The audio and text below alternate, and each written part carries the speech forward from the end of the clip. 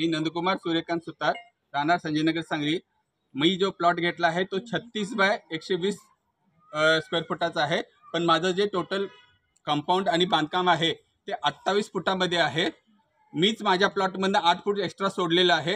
हे जे समोरचं पलीकडच्या बाजूला जे उत्तरेकडच्या बाजूला माझ्या प्लॉटला दिसतंय ते सगळ्यांचं तिकडच्या बाजूने दाबल्यानंतर किंवा अतिक्रमण झालेलं आहे माझ्या सोडलेल्या प्लॉटवरती।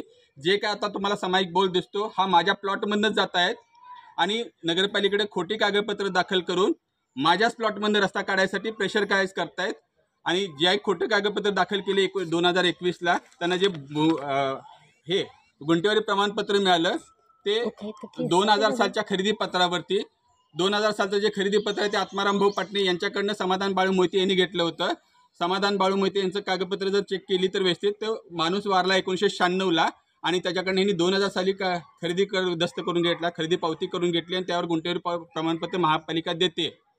म्हणजे महापालिकेचे अधिकाऱ्यांच्या सामील होऊन माझ्या प्लॉटवरती त्यांनी रस्ता करायला बघायला लागलेत, कारण रस्ता हा तिकडच्या प्लॉटमध्ये द्यायला पाहिजे त्यांना। जर महापालिकेनं माझी योग्य ती कागदपत्रे बघून मला योग्य तो न्याय नाही दिला तर मी महापालिकेच्या समोर आमरण उपोषण करणार आहे। आणि तरी देखील मला जर न्याय मिळत नसेल तर मी माझ्या कुटुंबासहित समवेत महापालिकेच्या समोर आत्मदहन करणार आहे।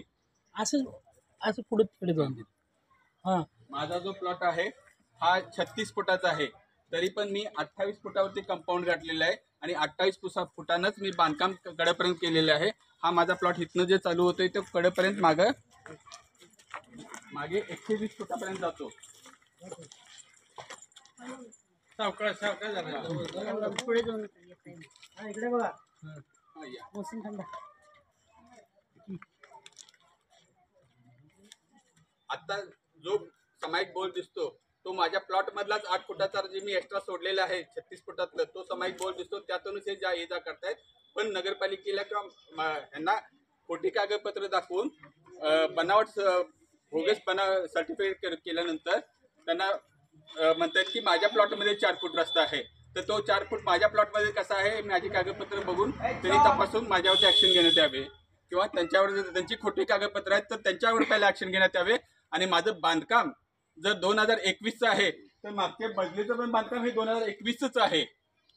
आणि हे जे बोगस बांधकाम दिसतंय हे सगळं बोगस कागदावर आहे। ह्यानं वयाच्या 15व्या वर्षी प्लॉट घेतला, 15व्या वर्षी प्लॉट घेतला आत्माराम भाऊ पाटणेची, ज्याची जागाच नाही आहे।